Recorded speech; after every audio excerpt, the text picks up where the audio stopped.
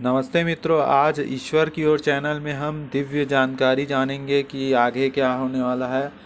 जब कल्कि अवतार होगा उसके बाद जब कल्कि बड़े हो जाएंगे तो एक युद्ध होगा धर्म की रक्षा के लिए। तो उसमें 7 दिव्य पुरुष उनकी साथ सहायता उनके साथ ही लड़ाई करेंगे, भगवान भी रहेंगे और उनकी सहायता के लिए कौन कौन रहेंगे ये मैं नाम बताने जा रहा हूँ। पहला है हनुमान। आप तो जानते हो राम भक्त हनुमान। भगवान हनुमान हर युग में सहायता करते हुए आए हैं। जैसे राम में भी हनुमान बने थे तब, और कृष्ण में भी महाभारत में सहयोग किए, और इस कलयुग में भी सहयोग करेंगे। सेकंड है परशुराम जी। तो ये महेंद्र गिरी पर्वत में तपस्या कर रहे हैं और परशुराम भगवान का ही अवतार है विष्णु का।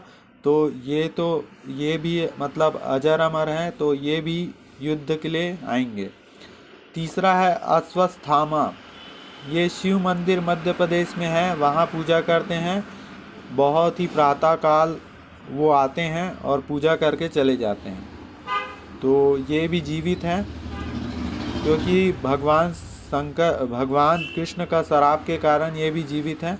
और चौथा है महर्षि व्यास जी।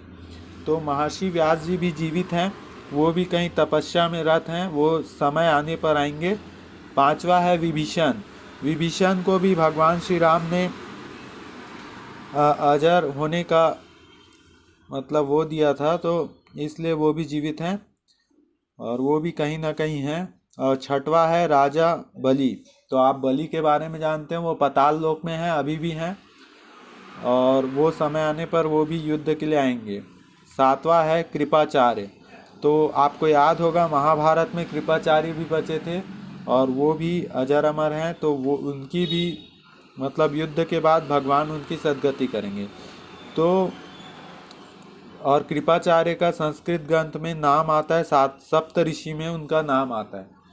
तो एक हिसाब से देखा जाए ये 7 दिव्य महापुरुष हैं जो कि जब वक्त आएगा, जब धर्म की रक्षा के लिए, तो ये लोग आगे आएंगे और भगवान के साथ मिलकर दुष्टों का नाश करेंगे।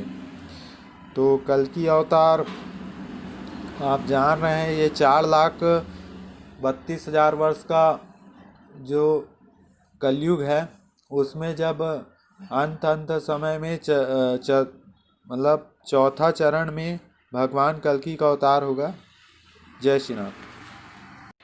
इसमें 2 नाम और हैं, जामवंत और दुर्वासा ऋषि, ये भी अजर अमर हैं, तो इसके बारे में भी जानेंगे।